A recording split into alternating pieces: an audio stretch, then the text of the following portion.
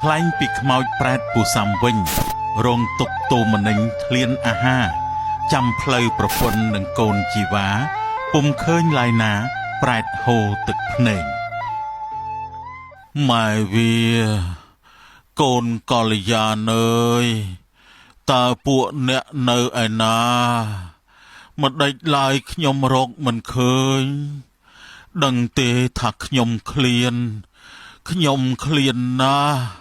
បាយបិណ្ឌនំនែកបាយសម្លគេដាក់ឲ្យមក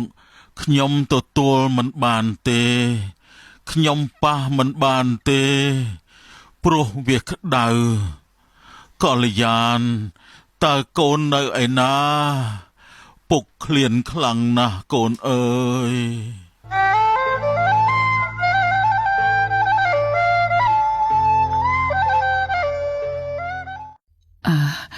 ណែកល្យាណកូនព្រឹកនេះណាកូនទៅបោះបាយបិណ្ឌនឹងគេទៅកូន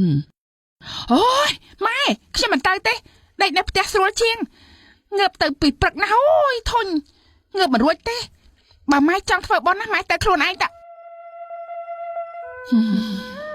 កល្យាណកូនមានម្ដាយមិននឹកស្មានថាកូនខ្លាចជាមនុស្សទំរឿខ្ជិលច្រអូសមិនស្គាល់បុណ្យបាបបែបនេះសោះពុកវាខ្ញុំសុំទោសខ្ញុំមើលថែកូនមិនបានល្អខ្ញុំចង់ទៅវត្តក៏ទៅមិនកើតព្រោះខ្ញុំឈឺម្លេះពុកវាចាំមើលផ្លូវមិនខានដោយសារតែមិនសូវបានហូបចុកគ្រប់គ្រាន់កូនស្រីមិនបានយកចិត្តទុកដាក់មើលថែខ្លួនផង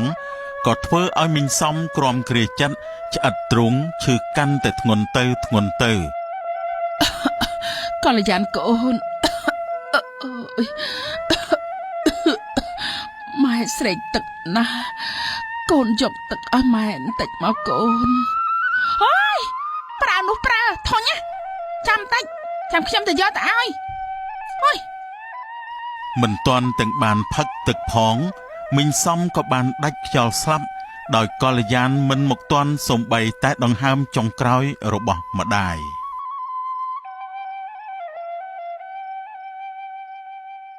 ម៉ែហត់ណាស់ទឹកម៉ែណាស់ទឹកអូយហាម៉ែអើយម៉ែមិនក៏ម៉ែស្រាប់ចោលកូនចឹងម៉ែមិនទាន់បានផឹកទឹកនៅឡើយទេណាម៉ែក្រោកឡើងមកផឹកទឹកសិនមកណាម៉ែណាម៉ែណាកុំតែចោលកូនឲ្យកូននៅជាមួយអ្នកណាទៅម៉ែអើយម៉ែ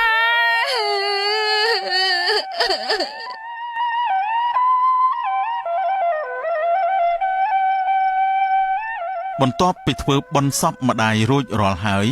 កល្យាណបានដើរមកខាងមុខផ្ទះ